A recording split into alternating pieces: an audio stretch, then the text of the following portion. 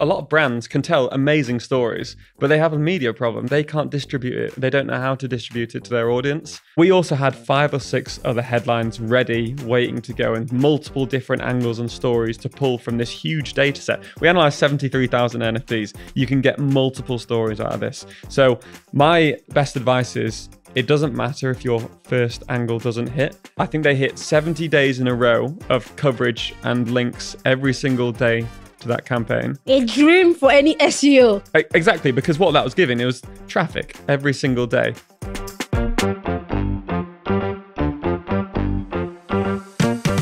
If you've been keeping up with SEO updates, then you probably know that keyword research must align with search intent or it just doesn't work. Now, here's where it gets tricky. Identifying funnel-based intent might look simple, but quickly becomes complicated as search intent evolves. How do you know when search intent changes? What if a commercial keyword is actually an informational keyword? Rather than playing guesswork, our new Keyword Explorer powered by AI simplifies your research with high-value keywords optimized for search intents. Whether your goal is to generate revenue with commercial keywords or educate your audience with informational content, Moz AI helps you maximize every dollar out of your SEO budget to achieve your marketing goals. Welcome to another episode of MozPod. My name is Chima Mmeje, your host, and our guest today is James Hayward-Browne. James, thank you so much for joining us. My pleasure. James is the marketing director and co-founder of Bottled Imagination, a creative digital PR agency based in Manchester that serves clients globally. A content creator at heart, James focuses on bringing stories to life through creativity and has been in charge of PR for a range of household names. Today, we'll be talking about the Dead NFT campaign that achieved everything. I've been so excited for this episode. Every previous guest that have come in here, I'm always like opening your website, showing them this campaign, like, look what this guy did. It's incredible. Oh, it's so kind. Like, honestly, I can't explain how wild it was. The campaign was something I've never seen before. So yeah, it's a pleasure to be here. Me too. I'm just going to get into it. What inspired the concept behind the Dead NFT campaign? It was such a brilliant campaign that I want to know how you came up with that idea. Yeah, of course. So our client, DappGambl, they'd been with us for quite a while. They're on a year-long retainer. I actually had this idea back in January last year. That's when I first put it into the Slack channel. And basically, when we try and come up with ideas, it's basically got to think about what are people passionate about in that niche. And the crypto niche is a very, very passionate niche. And then you will look as well what stories get told online and what people are talking about in the media. And then we just looked into, there was so much media talk about NFTs. Like, obviously there was a huge spike. Everyone was talking about them. No one really understood them. I didn't understand them for a while. And then I started reading into them and I saw lots of the values dropping. So I thought NFTs as well, that all the data is public. So there's public data are there. You can see how much they cost. You can see how much they're selling for. So I was like, well, let's look at the whole market. And then from there, we'll actually see what's the state of the NFT market right now. And then we didn't know what we would find at this point. But we'd pull the data and then we'd find some cool stories. And luckily we found some headlines. Can you walk us through the process of analyzing over 73,000 NFT collections? Yeah, this wasn't easy. I'm not going to lie. Luckily for us, there are loads of websites online, and this comes on every sort of campaign that we do. There is basically open source data for what we want to do. So there's all these collections on, I think it was NFT Scan, one of the websites we used, and another Crypto Tokens maybe. They had all this data online. And basically it was like large tables, rows upon rows, multiple pages, and we just needed to scrape it. And this wasn't a big budget campaign. It was just me and one of the team as well doing the data collection. And basically we just have this little scraper tool, little Chrome extension, and we scraped the whole website, not the whole website, the whole table, and just downloaded all the data, all the public data. The problem was, because there was so much data, 73,000 collections, every time we tried to get the data, the website would almost like falter and it wouldn't work. So there was multiple times where we were like, okay, we'll start this scrape, this data collection, trying to grab all this data, and it would just stop and break. And there was like multiple times where we were like, can we even get this? I'm quite technically minded, but I can't build things. I can't code in Python or anything. But I can normally work away how to do things. And essentially, I had to basically leave my laptop overnight on with the tool running, and I set the refresh rate really long. So it would give the web page a chance to load the next set of data as it was clicking next, and pulled all the data. And I think, I had my laptop plugged in overnight. I put the screensaver to not come on, and I just ran the data collection overnight. And that's as simple as it was. It was just grabbing all this public data, putting it into a spreadsheet, and analyzing the numbers. Okay, so what were the key findings from your market analysis, and how did that shape the campaign? Yeah, so we could grab loads of different data points from this public data. We could see what the price of the NFT was at currently of the collection. So the Bored Ape Yacht Club is one of the most sought after NFTs. They held a lot of value, so they were quite expensive. But then there's loads of NFT projects that have been out there which had zero value, and it literally said it on the table. This collection is worth 0 ETH. It's called their floor price. So we basically looked at all the floor prices, all the prices that they're at currently, when were they last sold. And it turned out that 95% of all the collections out there, all these projects that people had done, were actually worth nothing. So 95% of the whole market, which was a multi-billion pound market at one point, maybe multi-million, I'm not sure if we ever reached a billion, but it was worth nothing. So there was all these projects that weren't actually useful for the people. So that instantly we had our headline stat: 95% are worthless. Obviously, 5% of NFTs have value, which we obviously wanted to highlight because of our client. And there's some projects that are doing really good work out there, which could help people in the future as well and have real use cases. But this is why it's such a diversive topic, right? Because most people think it's useless, and then the enthusiasts think they're really good. So what challenge did you face in executing this large-scale data analysis and public relations campaign? I figured it couldn't have been easy. You're already facing challenges even from collecting the data. Well, this is the thing, right? PR campaigns, which do ridiculously well, don't always have the challenges. The challenge for us this time was collecting the data and analyzing that large amount of data. And there's also the knowledge gap here. We as an agency, we're up to 11 people. Do we think 11 of us are crypto experts that can work on this client? No, not at all. There's got to be a lot of research to go into understand the client, understand what we're actually doing and why this campaign would work. Luckily, I read quite a lot. I'm a bit of a geek. I read everything to do with my clients' markets and everything marketing. I'm a bit of a research nerd. But yeah, the real problem was getting that data and then grabbing the headlines, which we knew would be press worthy. But luckily, we managed to pull this around in less than a week, I would say, from data collection to getting the campaign executed. How did you tailor your promotion strategy to maximize media and social media engagement? Yeah, so this is like my favorite part of the campaign. So a lot of PRs tend to work, especially in digital PR. They just outreach to journalists through email, and we all know emails can get clogged, they can get missed. And basically, we were trying to think at the start of this, how do we get the community talking? How do we make this story travel that it will achieve the press that we want, the backlinks that we want, obviously, but really get that social media engagement as well?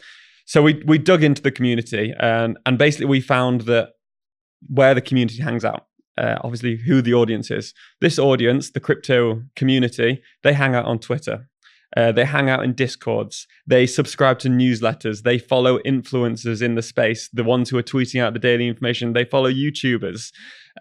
So we just knew we can pitch this out to the press, but that might not be enough. The community might not even read some of the mainstream media, or they might not read the Cointelegraph, which is the industry-specific media. A lot of them might not notice it. So how do we get this in front of people? And what we found basically doing this campaign is that you need to get it in front of those audiences and create a conversation where they are. So when it came to promotion, we weren't just going straight for the the Forbes, the Times, the Guardian, which it did eventually land on. We didn't go for them first. We went out to newsletters. There's a really big newsletter called The Milk Road in the crypto community. It's got like 250,000 subscribers. It's super well known, and they send an email daily. So we reached out to them to see if they wanted to publish it. We reached out to Morning Brew, which is one of the biggest marketing or biggest newsletters in the world. We'll see if they wanted to cover it. We reached out to communities, see if what they were thinking about it.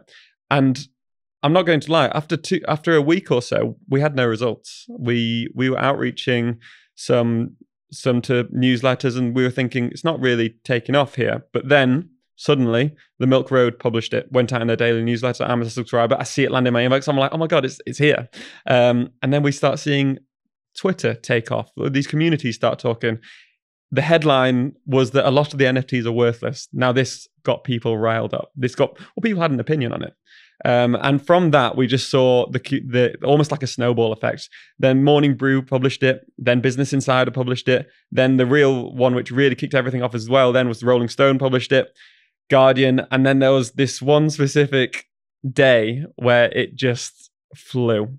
I was actually going to see a Busters concert in Liverpool with one of my team members who helped run this campaign, and we were just refreshing Twitter feeds, media outlets, Google News, and it was just snowballing. And I've actually never seen anything like this in PR. And it was just, didn't need to outreach anymore. The story was traveling by itself, and it's because these communities were so engaged. How did that make you feel? I'm not gonna lie, I was probably the most excited I've ever been. Like, you can probably see it in my voice right now, but I'd just never seen anything like this. Like, with PR campaigns, some of them do well, some of them don't do as well as you think, but this one exceeded all expectations, and I've just never seen this amount of engagement on anything. And I was literally refreshing my feed. Why do you think that is? Is it because it was divisive and it gave people something to talk about? Is that what you think was like? That was the quintessential element of why it did so well in those communities. I think we managed to get in front of those communities in a really effective way, and not just rely on an email to a publication to do it. We had different strategies. We reached out to multiple different people to talk about the conversation. We had a landing page, obviously, and we had assets that started being shared. Industry report. That's what all the community just started talking. This breaking industry report that broke down the whole asset class essentially, and it was just it was amazing. And I think we hit the nail on the head of a topic that was very media friendly. The media talk about it as well as the mainstream media, the industry specific as well as the mainstream. It's a topic that they are super passionate about, and we got it into the communities and the areas where they talk about these things. So which channels proved the most effective in amplifying the message, and why do you think it was so effective? So I think what kickstarted it was the Milk Road newsletter, which got sent out to the direct target audience, 250,000+ crypto and NFT enthusiasts, which then sparked the Twitter conversations. And then I think from the Twitter amplification, you can see it when something goes viral, right? You've got it's trending everywhere. Then you've got meme pages on Instagram talking about it. Then you've got YouTube creators and TikTok content creators citing this report and then talking about it. And I honestly believe it stemmed from the newsletter, it stemmed from the Rolling Stone publication, and I stemmed from a few big Twitter accounts talking about it. And everyone wanted to put their opinion in it, because half of the people in crypto think, yeah, NFTs are great, but also half of the people in the crypto community think there's a lot of dodgy projects out there, because there are. It's quite scammy. There are scams out there, and they're well aware of it. So they're well aware of the problems within their niche as well. So that was an instant something to talk about, instant like part of the campaign that could create conversation. How did the campaign impact DappGambl's position in the crypto markets? It's actually a really interesting one, because DappGambl came to us when they were like just starting. They were a new domain. We did a few PR campaigns before that, which got good traction as well. Really good traction objectively, but pale in comparison to what this did. And we just saw their traffic through the roof. And I think, I don't know the exact amount of days, but I think from the first bit of coverage till I think they hit 70 days in a row of coverage and links every single day to that campaign. Damn. I know. Honestly, I was a dream for any SEO. Exactly, because what that was giving, it was traffic every single day. And the branded search has increased. I've got all the percentages. I can't think of them off the top of my head. But yeah, they were just getting cited and they had this authority now. I'm pretty sure we will see links for this campaign for the next few months. We landed in Harvard Business School the other week, which is it's wild. And then I'm pretty sure we're going to do this campaign again. We're going to release the same industry report again. And it's going to be like an evergreen piece of content, which is only going to grow them as an authority within the space. And yeah, hopefully they can grow from this. I think this campaign is proof that digital PR is now an essential part of SEO, because there's no link building campaign that you're going to execute that is going to give you this kind of results. No. If just from a backlink perspective, from brand mention perspective, from driving like organic traffic, yeah, this is next level. I think as a PR, like I've spoke about this campaign quite a lot now. It's won some awards. It's probably going to win some more, and it's quite a one-off. But there are things that you can replicate from it. You can replicate what the kind of story we did was. And yeah, digital PR is great because yes, you can get backlinks through digital PR. You can get them really effectively, but you can never drive that amount of traffic. I think in one day in a week, there was like 35,000 organic branded search traffic through to the website, which I can't remember if it was direct traffic through the links or through branded search, but it's connected basically. But it's connected. It's from the campaign. It's a huge spike. They'd never seen anything like it, and it's now their most authoritative page on the website, obviously. And yeah, it's I think brands who aren't doing digital PR are missing a trick slightly. And obviously, as a digital PR, I'm going to say you should never buy links, obviously. But I get that people do, but they will never be able to get the results that we can doing it like this. And it doesn't need to be a high budget activity. And that's what I really want to say. This story was not high budget. We didn't spend masses of media spend. It's all organic, and it's possible to be done again. We also had 5 or 6 other headlines ready, waiting to go, and multiple different angles and stories to pull from this huge data set. We analyzed 73,000 NFTs. You can get multiple stories out of this. So my best advice is, it doesn't matter if your first angle doesn't hit, but you need to make sure you have multiple angles ready to go to get out and create the conversations, because you don't want to put all your eggs in one basket, basically. So create loads of angles, create loads of stories. And this is where the storytelling nature of PR comes in, is that you've got to be ready to do that. Not everything will work. And I'll be the first to say that this campaign is a complete one-off. I don't think we'll ever see quite this again. We might do. I've seen stuff similar, and I'm hoping we can do it again. And we'll probably do it again. But it will be repeatable. I'm sure we'll see it at the same level. But yeah, you can have multiple stories ready, multiple angles. All right, I have to ask you, what were the other angles that you were going to pursue for the Dead NFT campaign? We were doing to do with the trading volumes. So it was basically saying that we had I can't remember the exact figures, but we were looking at how many of them have been traded recently. So how many of them are now dormant? So they've got value, but they're not being traded upon. So it's not an active collection which is being used. And then you can also use the ones which are most actively used. So there's some collections right at the top of the tables and graphs that will be like, okay, these have held their value, and there's a really active community here, and you can look into the communities and be like, yeah, they're a good use case. But we could look at them and be like, okay, there's lots of inactive, dormant NFTs here. Hey friend, if you stuck around this far, I'll take it you're enjoying the podcast.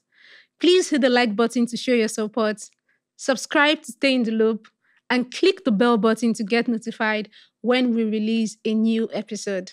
Thank you. Okay, you've talked about replicating, and you've also talked about the fact that you think this is a one-off. Yeah. Is there anything from this campaign that you think you can replicate? Yeah, I say it's a one-off. We've all seen campaigns that get 1,000+ links, right? And we've all seen campaigns that get ridiculous media coverage.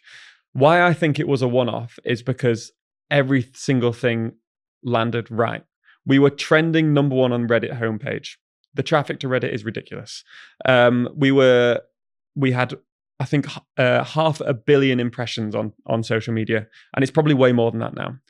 So it's a one-off in case because every single promotional channel was talking about it. That's why I think it was a one-off. But I think what is replicable in this is the story that you create.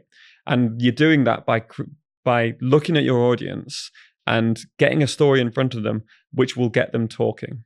And that sounds really simple, but it takes time and it takes knowledge to go and do the research into the community, see where they're hanging out, talk to the audience, talk to consumers, and you will be able to create stories that get them talking. There's going to be campaigns this year which get 1,000+ links. There's too many links on this campaign to even count now. It's too big.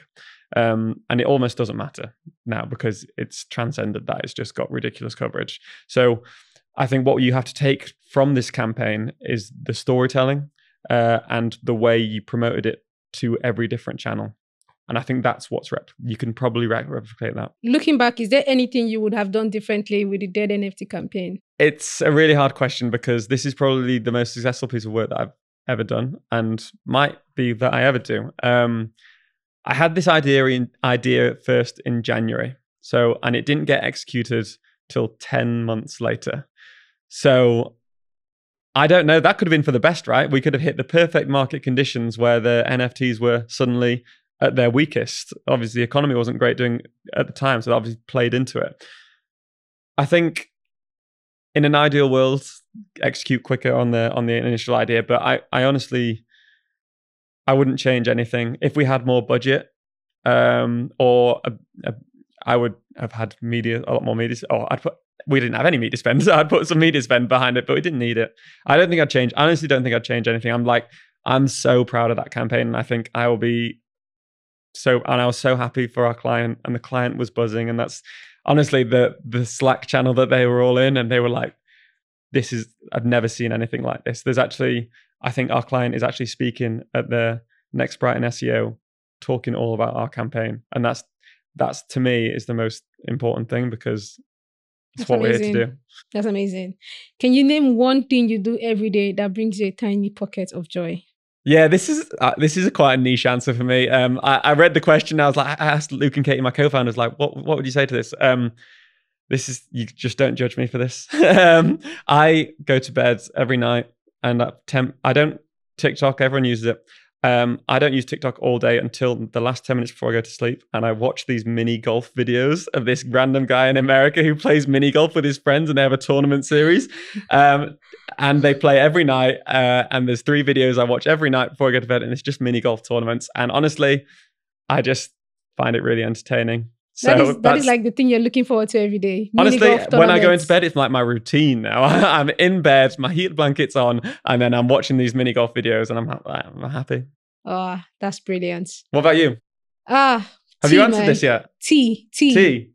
When? I don't know. I make my own type of tea. Oh, really? So it's not like the usual, dump some leaves in the cup. Nah, I make my own tea from scratch. I bring the ingredients from Nigeria, and then I make it like once in a week. So that process of making the tea, drinking it, that whole thing just makes me so happy. Yeah. And then I can just take a break from my day. And for that like 15 minutes when I'm drinking tea, nothing else exists. That is my joy every day. That's so good. And I'm not even British, and I sound so British right now. You're more British than me because I don't drink tea. So maybe I should start if it's this good. But all right, James, do you want to flip the script on me and ask me a question instead? Yeah, I've got one for you. You saw this campaign. What do you think was so good about it? Or what caught your eye? Honestly, I think it was the results. The results were just astronomical. When I saw you guys won at UK Search Awards, I just Googled the Dead NFT campaign. Your website came up immediately. And I was just seeing the results. I think 500 million impressions, 1 million likes on, I think, Instagram or where, YouTube coverage. I was like, this is insane. I have never seen a campaign ever anywhere else that achieved this level of results. I was also very curious about, okay, this does not come just because you had a good case study. You had to have done something extra to get this in front of people. So I think that was something I was curious about and why I was so interested in getting here. Yeah. Because promotion is one part of campaigns that people don't really talk about, but it's actually the most influential part. Yeah. You can have a really, really good story, right? But if you can't get it out, and I feel like a lot of brands can tell amazing stories, but they have a media problem. They can't distribute it. They don't know how to distribute it to their audience. They can pay to do it, obviously, but organic is so much more natural. I agree. That was the thing that really impressed me. I just knew that there must have been a distribution promotion strategy behind it to get to this result. And I'm fascinated with content distribution. I'm fascinated with distribution because it's something I think we still struggle with in the SEO industry.